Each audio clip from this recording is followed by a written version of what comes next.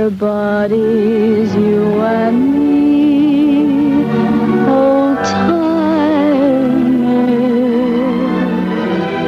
wherever we may be, old timers. The setting is Broadway in New York. The author is one of America's greatest storytellers, Damon Runyon. His Broadway stories of gangsters, playboys, and murderers are famous. This is Famous Stories. I am John Henderson. Coming up, we will hear the story So You Won't Talk from the golden age of radio. But first, let us take a look at another story. In 1934, they made a movie based on the short story Ransom, $1 Million. It starred Philip Holmes, Edward Arnold, and Mary Carlisle, and featured the squeaky-voiced Andy Devine. The official title was Damon Runyon's $1 Million Ransom. Say, I understand that the Charles Beals of the Brookline Society colony are about to be melted, and it's reported that Vivian Matthews, the showgirl, is sort of that way about a prominent New York banker. Flash, here it is, folks, right smack from Atlanta. Ben Sheldon, purveyor to the illicit thirst of a prohibition-ridden nation, walks out of the Atlanta Federal Penitentiary Monday after serving 3 years for evading his income tax. And here's a bit of irony. Booze is legal now, and the big brewery that Vince operated in the hush-hush manner and Uncle Sam sees is putting out beer this very minute. Glad you happened to drop in. Now, never mind the sales talk. I'm in a hurry. Now, spill it. This one is big. The biggest sneeze ever pulled. Are you talking about kidnapping? That's right. Nothing doing. Too rough for you. Too dirty. But this deal handled right means heavy dough. Even if he could, I don't want any part of it. When you went away, another mob hopped into the saddle and took the play away from us. During those 3 years, I got in the habit of doing things alone. And that's the way I'm going from now on. Alone. You're not trying to tell us that we crossed you. If anybody had crossed me, I wouldn't be here making speeches about it. You're through? Yeah. We're all through. In the easy money days, we were big guys because we were able to spread the lead and even up the odds. And don't forget, my money was always there to make it right. But now, booze is legal again. And without a rod, we're not worth a dime a dozen. Answer the door. How do you do? I'd like to see Mr. Shelton. Is he in? Well, I don't think so, but I'll ask him. Hey, boss! Good morning, Mr. Shelton. Hi. Are you alone? I'm always alone. I've got a business proposition to make to you. Well, I could use a little dough. What is it? Well, here's the story in a nutshell. My mother is very wealthy. She wants to marry a young, half-baked idiot who loves her for all she's worth. The only way that I can figure to prevent it is by having myself kidnapped. I need somebody like you to do it for me. I'm willing to pay $10,000 for the favor. I'll put the proposition down in writing so that there's no possible chance of your being involved. Sit down. It's interesting. A sort of a hoax, eh? Yes, exactly. My mother'd pay any ransom for my release. But remember, it's definitely understood. You return the ransom money when it's over. You get your $25,000 after. Okay, Santa Claus. You're kidnapped. Well, there it is. 250 G's. Pretty nice load of lettuce, eh? Boy, that's a lot of dough for a day's work. Pretty fair. Hands off. Yeah, we gotta stop at the shack and get Casserly. He knows his way home. Yeah, I know, but how are we gonna get the rest of the dough back to that guy? What guy are you talking about? Casserly. Who's Casserly? Casserly? I don't know, boss. I don't think I ever heard the name before. That was a sample of one of Damon Runyon's famous stories. And here is another, So You Won't Talk, from the syndicated series called The Damon Runyon Theater, which first aired May 22nd, 1949.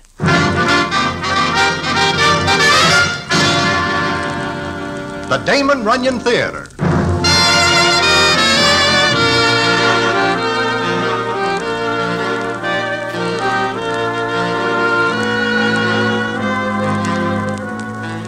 Once again, the Damon Runyon Theater brings you another story by the master storyteller, Damon Runyon. And this one, So You Won't Talk. And to tell it to you, here is Broadway. Thanks. It is one nippy evening of February, and I am just about to go into Mindy's to partake of some hot onion soup, which is very warming, when I see a hack pull up at the curb. An arm reaches out, and a finger on the end of the arm curls back and forth at me. Naturally, I am more than somewhat curious. So I go to the hack and look in and hear... I am very glad I saw you, Broadway. Ambrose Hammer. Are you nailed in the cab that you cannot get out? Listen, Broadway, did you hear the news? What news? The murder. Murder? Whose and where and who does it? Shh. Just lend me your overcoat. My overcoat? Now look, Ambrose, it is colder than a bookie's heart out here. Besides, I see you are wearing a Benny. It's not for me. It's for what I got with me. Where? On the floor of this cab. Now, don't look in. You might attract attention. I will attract more attention by taking off my overcoat in the middle of the sidewalk. Listen, I am not kidding when I say I got the only eyewitness to the murder of Grafton Wilton. Grafton Wilton? The playboy? The same. Somebody cooked him earlier tonight. And you have got the only eyewitness? The only one who can talk. Now, do I get your overcoat? Yeah, but I... Broadway, do not argue. Give me your overcoat so I can get this eyewitness into Mindy's. Well, I am more than a little curious indeed, because I know that Ambrose Hammer's hobby is following murder cases, although he is a dramatic critic by trade. Also, I wish to see this eyewitness myself, so I give Ambrose my overcoat. And what happens when we get into Mindy's is something I will tell you in a minute.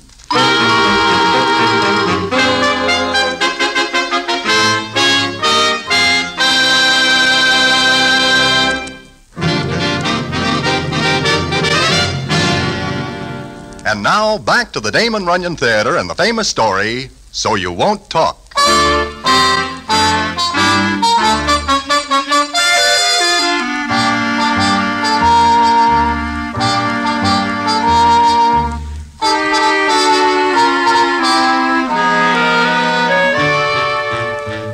Like I am saying, I give Ambrose Hammer my overcoat, and he ducks down and wraps something up in it. I am not able to see what it is. Then we get to a table, and the scene is as follows. Yeah, I don't think anybody saw us, Broadway. Look, Ambrose, you say you have got an eyewitness under that overcoat? Exactly. Must be an awful small eyewitness. Not big. Midget? Nope. A kid? Nope. Ambrose, I will probably catch pneumonia by giving you my Benny. I have got a right to know what is under it. Okay. Take a quick look. I'll lift up the corner of the overcoat. You ready? Sure. Okay, now look fast. It is something green, and it is very hoarse. Uh-huh. A parrot. Ambrose, I think you say a parrot? I did. Give me back my overcoat, and we will get you to a clinic real fast. You think I'm crazy, don't you? Do you wish a straight answer, or do I humor you? Look, parrots talk, don't they? Sometimes. And this was Grafton Wilton's parrot. And the cops went over Wilton's place with a fine-tooth comb. And what did they find? I asked you, what did they find? Mr. Grafton Wilton cooked. Exceptionally deceased. With his nose out of joint and both eyes blacked. And Broadway, no trace of the murder weapon. Oh? Yeah. Now, personally, I've never cared for the guy at all. Neither does anybody else. But murder is murder. So it is. But how about the parrot? Aha! Now, that is a real straight answer. It fills me in on things I do not know. Uh-huh. Don't you get it? Get what? Now, look. Grafton Wilton's two servants were away for the night. The cops checked. Now, Wilton would never let anybody in his place he didn't know. So I figured the party who killed him was a friend. My, how friendly can you get? It seems to me that chopping a citizen between the eyes hard enough to make him deceased is more than somewhat distinctly hostile. That's beside the point. Not to Mr. Grafton Wilton. Forget him for a minute. So there you are, Ambrose. Huh? Oh, Look, Dawn. how long do you think you can keep me waiting when we got a date? Oh, Dawn, baby, I'm sorry. I forgot. You forgot. I waited a half hour for you to show up. Listen, baby, when you hear what I got to tell you, you'll understand. Here, sit down, huh? Yeah. Hiya, Broadway. Hello, Dawn. How is the dancing business? It's a hard grind. Now, look, we'll have something to eat here, and I'll tell you all about the murder of Grafton Wilton.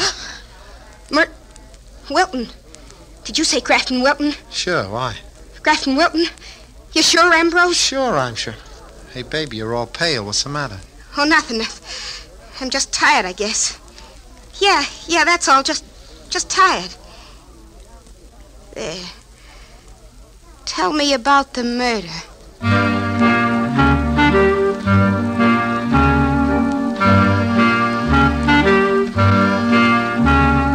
I look real hard at Miss Dawn Astra because it seems to me she takes this very, very big. However, I put it down to the fact that Judy's are naturally soft when it comes to hearing about citizens getting pushed off. Well, Ambrose Hammer fills her in on the details he gives me. Then he says as follows. So, I conclude the party who killed Wilton must be a friend. Somebody he knew well enough to let in a house. And this parrot? Aha, that's where I'm smart. Now look, parrots are natural talkers. They like to repeat things they hear. Right, Broadway? I am never acquainted with parrots. I never like them. I don't either. That's beside the point. Now look, this parrot was in the same room where Grafton Wilton was found chopped. The bird must have heard the party's name mentioned more than once. You get it? You mean sooner or later this parrot is going to repeat the name of the party who kills Grafton Wilton? Exactly. Well, that's silly. I don't think so. You spent the whole evening at a murder when you had a date with me. I like murder. Someday I hope you go to your own. What's burning you up? Oh, that bird. He didn't do a thing to you. He made you forget you had a date with me. Yeah, but this is an important bird, an eyewitness to the murder. And sooner or later he'll talk. And he'll repeat the name of the party who killed Wilton. You sure of that? He's got to. Ambrose, lift up the overcoat and see what he has got to say now. Sure. Now watch. He says that when I first meet him. It'll take patience, but he'll talk. And until he does, I'm not going to let him out of my sight. You mean you'll take that bird along when we go out on a date? Why not? He's small. I should say not. I will say one thing for this bird. He never lets go of an idea. And the idea now seems to be nothing but... Oh, shut up. Never mind. You'll all sing a different tune the day I walk into police headquarters with the killer's name.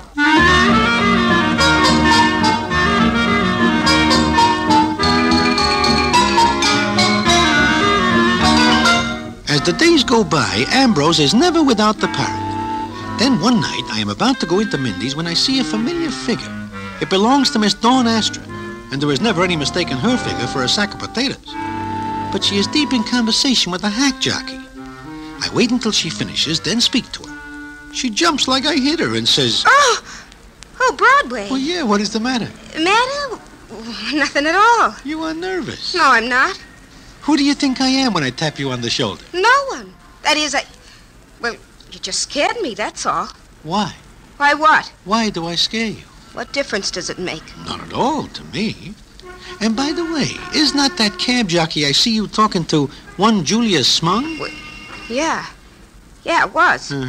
He is at one time your fiancé. That's all over. Oh, sure. What's the idea asking me all these questions? I am very sorry. I will not ask any more. All right, don't. So I will be still. Where's Ambrose? Since I am not in the habit of making dates with him, I do not know. Has he still got that awful parrot? The last I see of him, it looks like he might marry into the bird family. Why? Has it said anything? Just... I see. Well, I'm late for my show. Yeah, by the way, how is it that you do not know where Ambrose is? Is there not a romance between you? I thought you weren't going to ask any more questions. Okay. But since you did ask, I told him it was me or the bird. He gives you up because of that parrot? He is developing rattles. Yeah, well, I gotta go now. I'll see you later. Yeah, I will see you later, Miss Dawn Astra.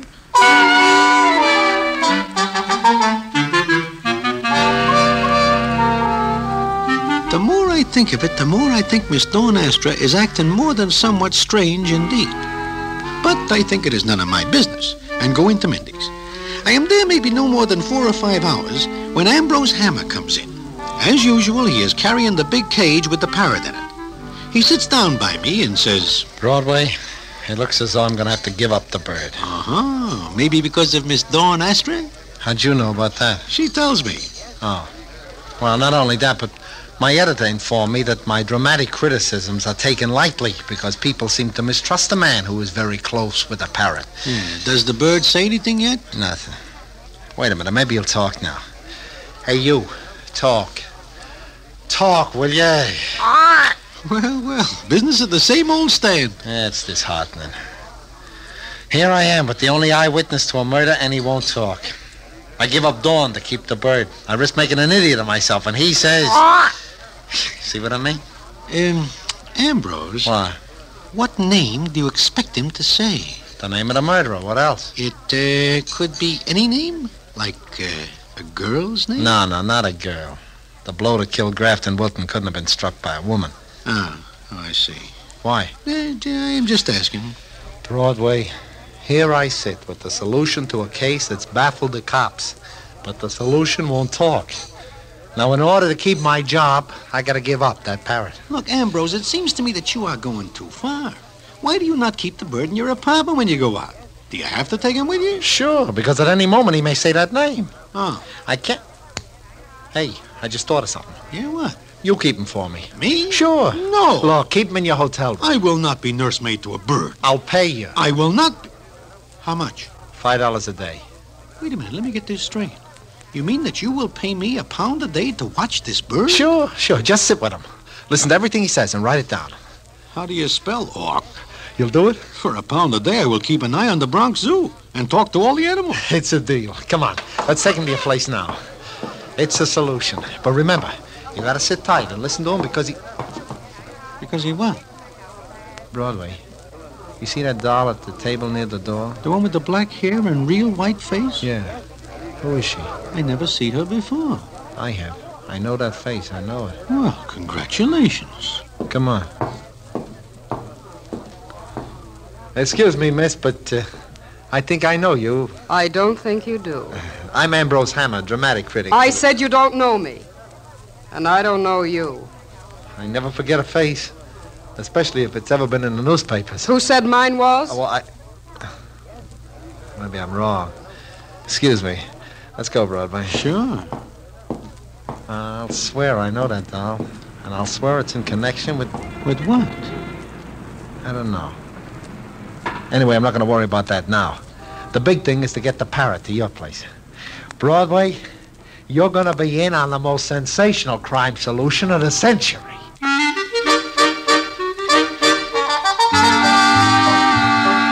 And he is right. But it does not turn out quite like he expects it. However, it is very strange indeed what does happen. And what that is, I will tell you in a minute.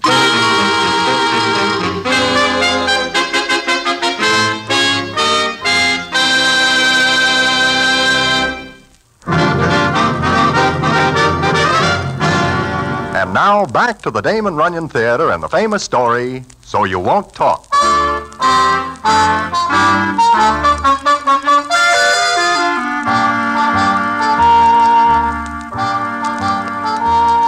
Well, like I am saying, Ambrose Hammer gives me the parrot. He also gives me $1 a day for being the bird secretary. Although I have to admit that it is the most non-committal parrot I ever see. It comes up one night, and I am in my room just looking at the bird, when the scene is as follows. You say something? Look, Big Nose, it is time you open up with a little information. It is now 3 days since you live here, and I am getting tired of talking to myself, you hear? Maybe you are just stir crazy. Maybe... You will pardon me while I answer my phone? Hello? Oh, yeah. To be quiet is not for you. No, I'm not talking to you, Big Sam. Huh? What? Well, how big is the game? Yeah, I see. Yeah, well, look, Big Sam, I would dearly love to toss a few cubes, but I have got a job and... Yeah, I see. Okay, I will be there. Yeah, in 10 minutes. So long. Excuse me, but I have got to go out. Do you mind? Thank you. Look, I will leave you a pad and pencil. If you have got anything important to say in the next hour, write it down. Goodbye.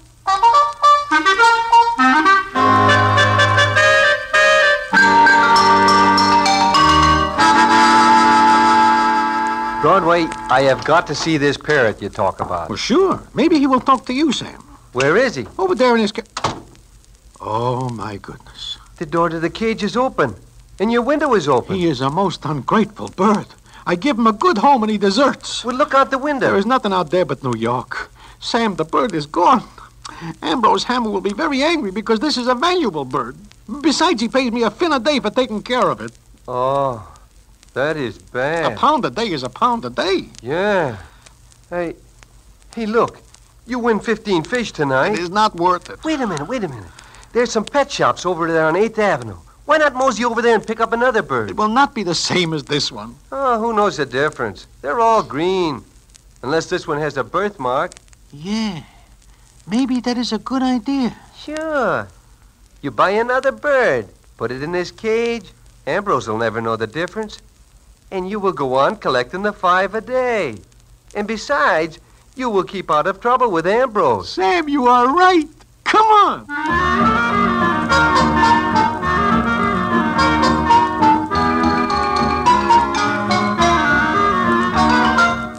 So I buy a new parrot that the guy in the bird store tells me is a good talker. Of course, to be better than the one who flies away is no hard job, even for a very backward bird. I put this new one in the cage the old one vacates on short notice.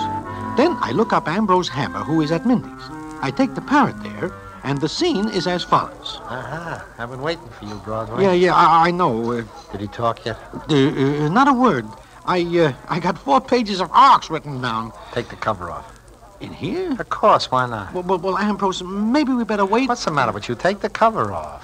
Okay. But before I do not be surprised. At what? At anything. Go ahead, take off the cover. Sure. Hello there, fella. Yeah, you see what I mean? He has got a one-hawk mind. Yeah. I thought maybe different surroundings would make him talk. Broadway, I tell you, this bird knows the killer. Maybe he shuts his eyes at the time. Sooner or later, he will talk, and he will... You're here. Listen, he talked. He said something. Yeah, he talks. Come on, boy, talk some more. Broadway, give him a cracker. Sure, here, have a cracker. I can lick anybody in the joint. That is nothing for even a parrot to say, what with certain citizens in the place. Well, he's getting over the shock of seeing his master killed. The mental block is going away. It was psychological before, but now you... What a babe. What a babe. Look, every doll in the place turns around. Quick, put the cover back on. I don't want him to spill the name in front of everybody. Get the cover back on. I do not like the way certain citizens are looking at us. This parrot can be dangerous. Now I'll show people a few things. They thought I was crazy before. Wait till this bird gives me the tip. I'm going to... Broadway, look. There's the same doll sitting over there. Yeah, the one that says she does not know you. I know her from someplace. I never forget her face. Especially one like that. Coal black hair, white skin, big dark eyes. I never see her around here before the night you first see her. Yeah, her name's on the tip of my tongue. Come on, let's talk to her. Without an introduction? What's the difference? Come on. How about the bird? Bring him along, but keep him covered. Look, Ambrose, she is watching you. Yeah. And does it seem to you that she looks a little scared? Mm-hmm, it does. If only I could think of her name. You are just like the parrot. Yeah, that's right. Yeah. Shh. Hello. Goodbye. Look, I know you from someplace. I said you don't. You tried that line the other night and it didn't work then, it won't work now. Yeah, but I never forget a face. Maybe I forget names, but not faces. All right. Take a good look at me. Well? Just can't find a name. All right, then stop staring at me and stop talking to me. You've taken a good look at me. You don't know me. Now leave me alone. You hear? Just leave me alone. Well. It looks like the lady wishes nothing to do with you, Ambrose. Yeah, I guess it does at that. Well, it's not important. What is the fact that this bird's finally decided to open his mouth and turn stooly. And it won't be long before you'll read in the papers that Ambrose Hammer cracks the Grafton Wilton murder case. A few more days go by. Ambrose Hammer is tossed out of places because he now insists on taking the parrot with him again. In fact, Ambrose Hammer has to defend himself several times when certain citizens claim Ambrose makes nasty remarks about them or their dolls. But it is only the bird telling all and sundry what he thinks of them, and the parrot's choice of language is by no means pure. However, Ambrose stays with him. Then it is one night in Mindy's, and the scene is as follows. So close and yet so far. Nothing yet, huh, Ambrose? The bird's gone through all the names in the world. They're not exactly names a person could use. Why do you not just give it up, Ambrose? I should say not. But look, you almost lose your job. You are getting the reputation of being more than somewhat rattled. And you also lose Miss Dawn Astra. Mm-hmm.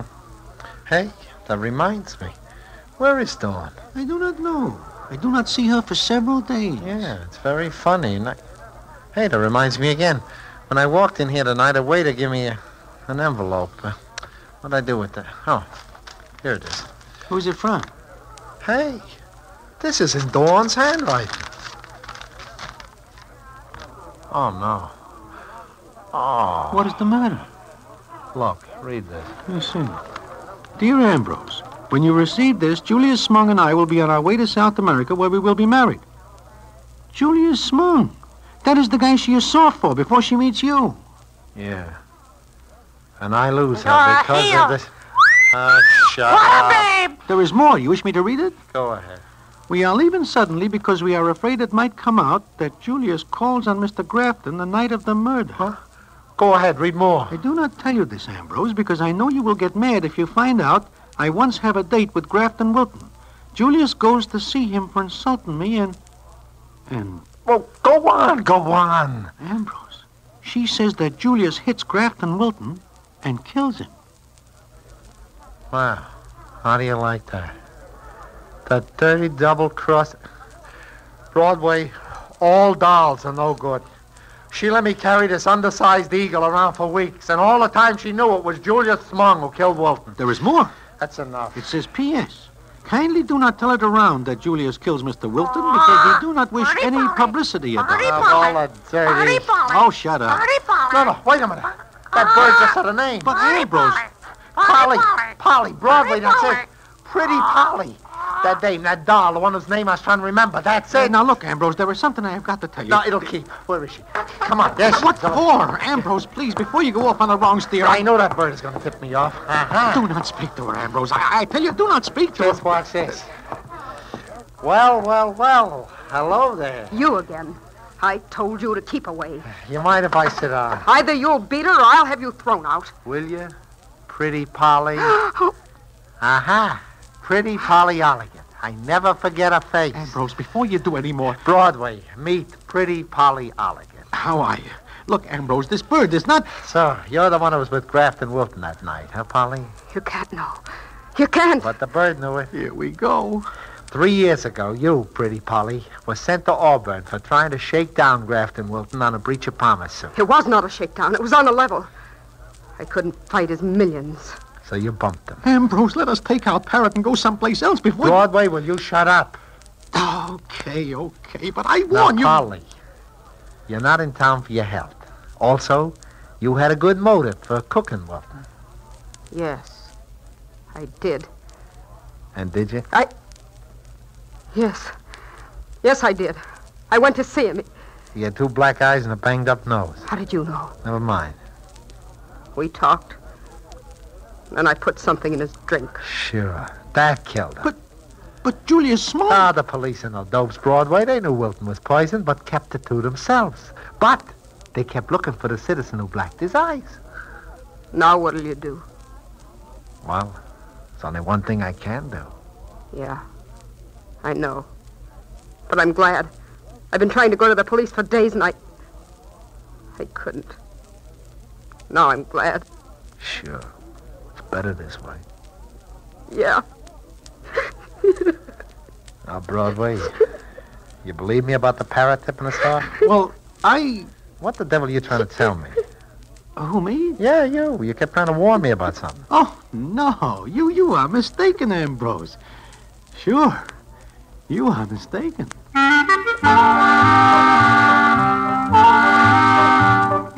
Of course, I figured that telling Ambrose about the switch and the parrots will do no good now. And there is no sense in getting him mad at me for nothing. But that is not the end of the story. The payoff comes a couple of days later, and I will tell you about it in a minute.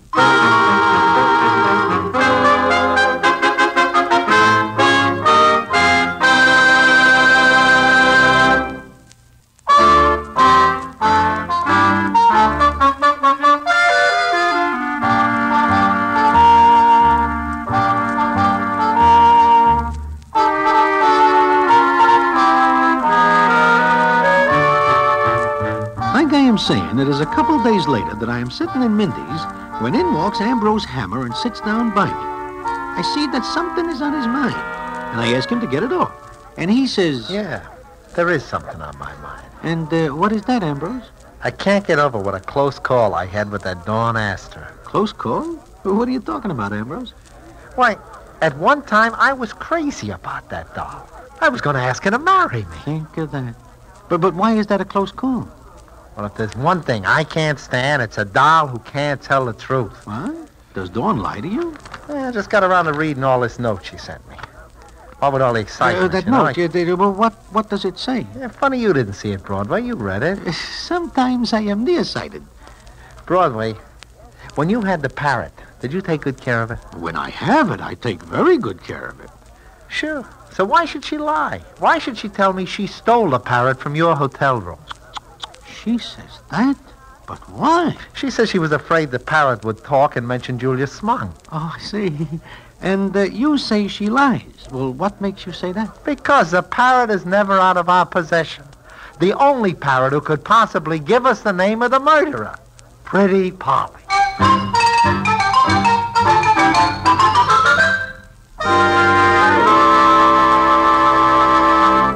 And so ends So You Won't Talk, another of the famous stories. Our opening music was Old Timer by Patsy O'Connor from the movie It Ain't Hay, based on the story by Damon Runyon. In 1949, the Damon Runyon Theater, with John Brown as Broadway, was directed by Richard Sandville, and the stories were adapted for radio by Russell Hughes. Bern Karstensen was in charge of production for Mayfair Syndication. John Henderson speaking.